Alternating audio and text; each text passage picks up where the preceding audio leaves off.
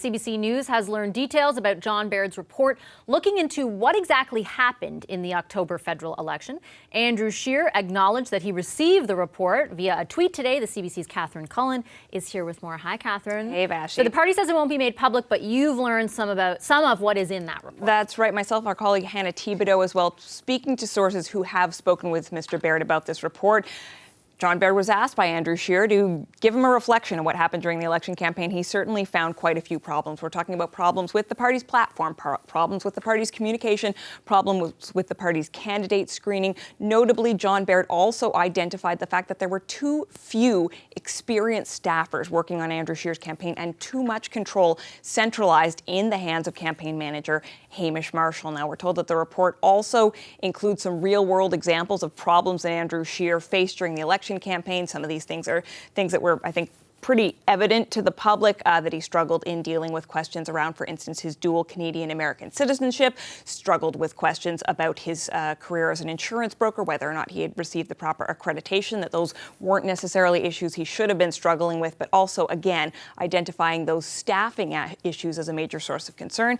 As you said, the report is now in the hands of Andrew Scheer. He tweeted today that he would be providing feedback to the next leader, but we don't know, and it is a big open question, who else is going to get even a summary of this report at this point. Will caucus get any information? They will be gathering here in Ottawa later this month. Certainly some of them, I think we can safely say, have questions about what went wrong during the campaign. It's not clear what information will be communicated to them. What we do know, though, is the party said today it won't be made public, right, at all. So it's not like a copy is going into the public domain. Indeed, and a lot of people have pointed me to the 2015 election report, which, again, was not widely shared because there was a review done of what went wrong that time, but this time perhaps we will see it in even fewer hands. Okay, and what about Mr. Marshall himself? Hamish, I understand you reached out to get a comment from him, right? Indeed, because the report does identify too much control being centralized with him. He did tell CBC News, he told me that he had not seen the report, he wasn't aware of his contents, but he did pass along a quote to us saying, "I have always taken full responsibility for the campaign. The buck stops with me." Vashi? Right, interesting. Thank you so much. Thanks for the update and those details, Catherine. The CBC's Catherine Cullen.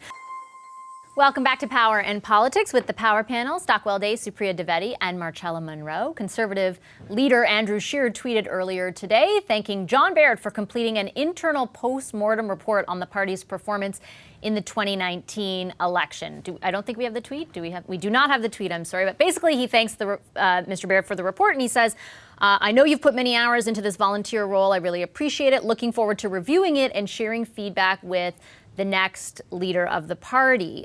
There's no indication that the report is going to go public or be shared more widely with the membership. Our Catherine Cullen was here at the top of the show, and she has seen, or some of the details were leaked to her. In essence, Marcella, I'll start with you. It seems to pin a lot of the blame on, for example, the centralized, I think it was the centralized decision-making and power structure or control exercised by Hamish Marshall, the campaign manager. What are your thoughts on the report and how it won't be shared more widely? I think it's a little silly that it won't be shared more widely, but I think it's just ongoing hilarity around what happened with the Conservative campaign. Look, I don't know about, obviously I don't know what's in it. I think it would be sort of foolhardy for anyone, I think it would be unrealistic for any of us to try to argue that centrally controlled campaigns are something that anyone in the Canadian body politic is going to be able to dismantle. All campaigns are run pretty closely, pretty centrally nowadays. I think that there's probably some stuff in that report that would be very helpful for Conservatives to see as they enter this period to pick a new leader, considering I do believe that some of Mr. Scheer's performance was a big part of the challenge that they had in the campaign, and you'd think that they'd want to pick a leader who wasn't maybe going to have some of those challenges. But I just think it's kind of a bizarre thing to do, to announce that there is a report and to thank him so publicly and not share any of the details. You'd think they'd at least come up with an executive analysis of it.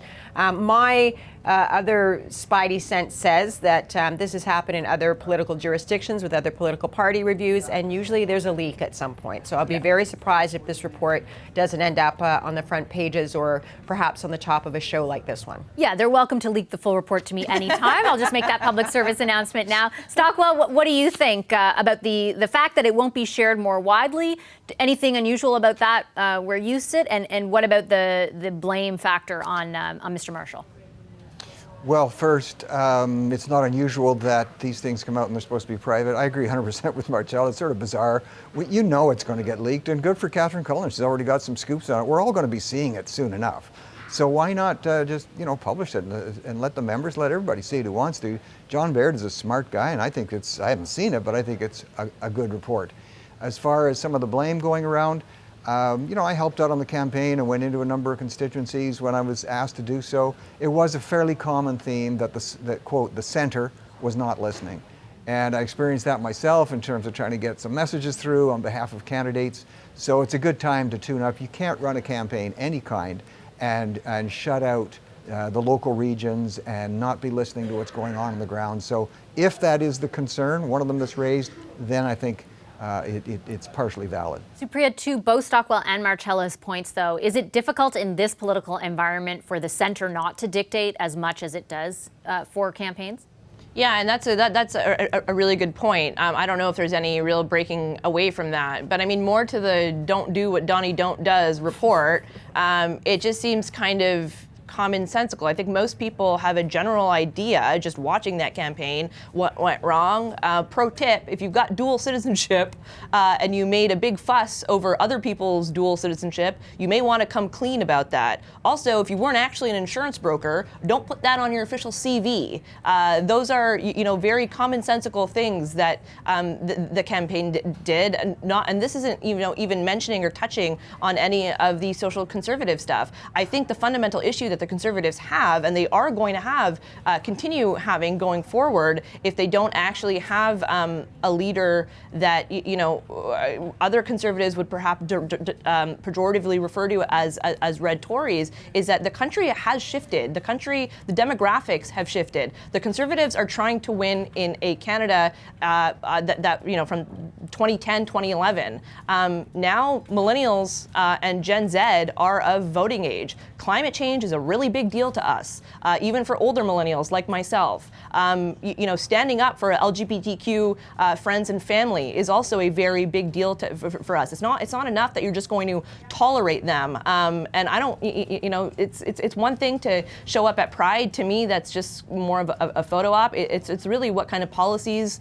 are you enacting, and what kind of how are you making lives better for people in that community? And I think a lot of what the challenges that the Conservatives are going to face are going to keep being the same if they don't have an actual real reckoning and a real introspection as to how they're going to bring more millennials and more Gen Zers into the fold. As for who the leader ends up being, Marcella, there are also rules that came out over the weekend. We had Dan Nolan, the co-chair of the Leadership Committee, on. He said his thesis and others has been that the new rules, which set a higher bar for entry, including fundraising as well as signatures, will sort of create a better crop of candidates. And I'm paraphrasing what he said, but create better choices for Conservative members. Do you agree with that assessment? It doesn't matter what I think, obviously. I'm not going to be voting. I think I've been interested, though, to watch how I haven't seen any Conservative pundit or anyone be critical of these rules as of yet. So that, to me, is interesting, because what that says is that, most pundits and folks that comment on Conservative politics are pretty tied into the power structures of that party. And so I would say that that's the consensus among the folks that are kind of running the party. I think that means to me that they're looking for some very senior Conservatives with some heft to come into the race. I don't think it's going to be possible to have a real quote-unquote outsider candidate. And so that in itself is a bit interesting. I also think that it's interesting that Mr. Poilievre seems to be taking kind of a leadership moment right now, that people seem to be lining up behind him. He seems to be one with a little bit of early momentum. And I think that's delicious if you're on the progressive side, because I think he's basically going to be the same sort of problems that they had with Mr. Scheer, or as I like to say, he's kind of like Mr. Kenney without the charm. Well, we know Stockwell disagrees from our panel last week. He had some good things to say about Mr. Poilievre. But Stock, let me just end with you. Final question on the same thing around the rules. Do you think that higher bar is going to create a better crop of candidates or a better choice for Conservative members? I think it will keep others who maybe aren't fully qualified to be in the race out. It sounds like a lot of money, but 25 grand to jump into the race to possibly be the Prime Minister of the country is not that bad. I remember like almost 20 years ago, we were starting a new party and there was a leadership race and I was in that. In a matter of a few months, we had raised $1 million. So anybody, and you don't have to be wealthy to get into this, you just have to show you've got some support and you can get some votes. So I don't see it as being restrictive. It will help to keep people focused in terms of who has the chance to do it. And just for the record, I don't think Supriya is an old millennial. Thanks, Doc. As she categorized herself. Hi, I'm Vashi Capellos, host of Power in Politics. See more of our show by subscribing to the CBC News channel or click the link for another video.